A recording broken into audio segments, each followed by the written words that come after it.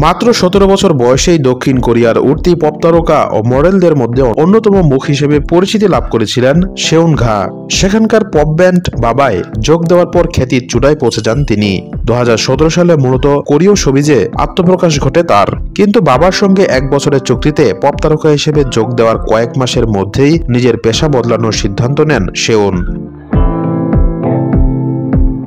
হাতে কাজ না থাকায় তিনি মডেলিং ও টেলিভিশনের দুনিয়ায় পা রাখার পরিকল্পনা করেন।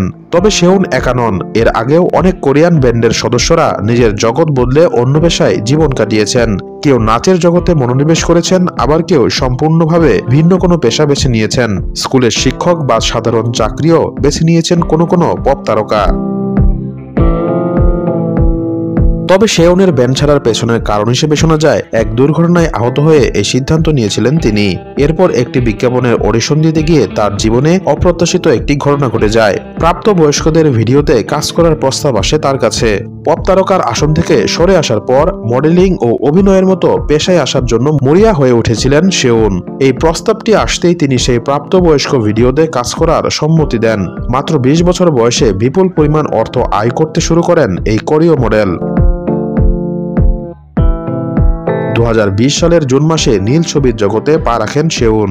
মাত্র 2 মাসের মধ্যে 40টি ভিডিওতে কাজ করেন সেউন। প্রতি 2-3 দিনের মধ্যে একটি ভিডিওতে অভিনয় শেষ করতেন।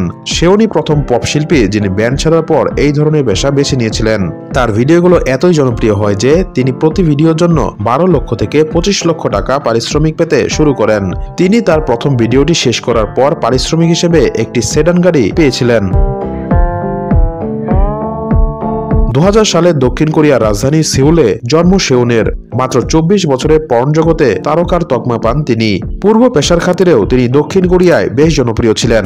বিশেষ করে তার নিষ্পাপ গড়নের জন্য তিনি বিখ্যাত ছিলেন বাবায়। পপ তারকা ইমেজকে কাজে লাগিয়ে বিশেষ ধরনের ভিডিওতে দ্রুত উন্নতি করতে থাকেন সেউন।